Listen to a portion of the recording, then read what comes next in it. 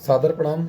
चरण स्पर्श साथियों, इस बार का जो हमारे यशस्वी प्रधानमंत्री जी का दृढ़ संकल्प है कि अब की बार 400 के पार, हमें उसी दृढ़ संकल्प के साथ लगना है और अब की बार 400 के पार। साथियों, हाँ हूँ मैं एक भाजपा का कार्यकर्ता।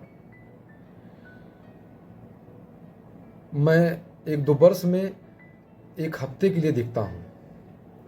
जब कमल को मेरी ज़रूरत पड़ती है तो स्वयं मैं भीड़ से आता हूँ, और जब मेरा काम समाप्त हो जाता है तो मैं उसी भीड़ में खो जाता हूँ।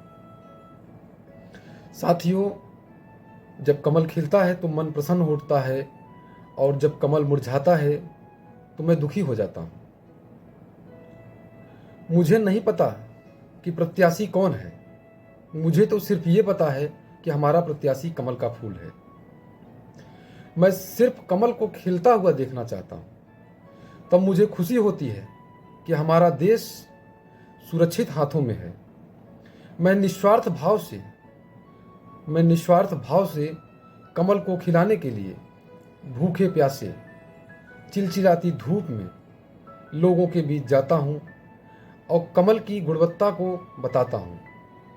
जीतने वाला प्रत्याशी जीत कर चला जाता है और पीछे भी मुड़कर नहीं देखता है। मुझे इससे भी कोई फर्क नहीं पड़ता है, मुझे सिर्फ कमल को खिलता हुआ देखना है।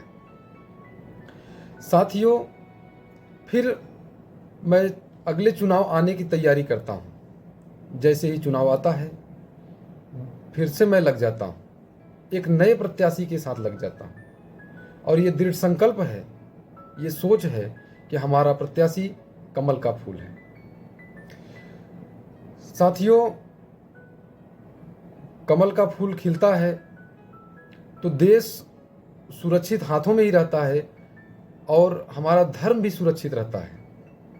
साथियों, आप सभी से विनम्र निवेदन है कि ये हमें ध्यान रखना है कि हमारा प्रत्याशी कमल का फूल है, और इसी दृढ़ संकल्प के साथ कि अब की बार 400 के पार हमें लग जाना है और 400 के पार लाना है।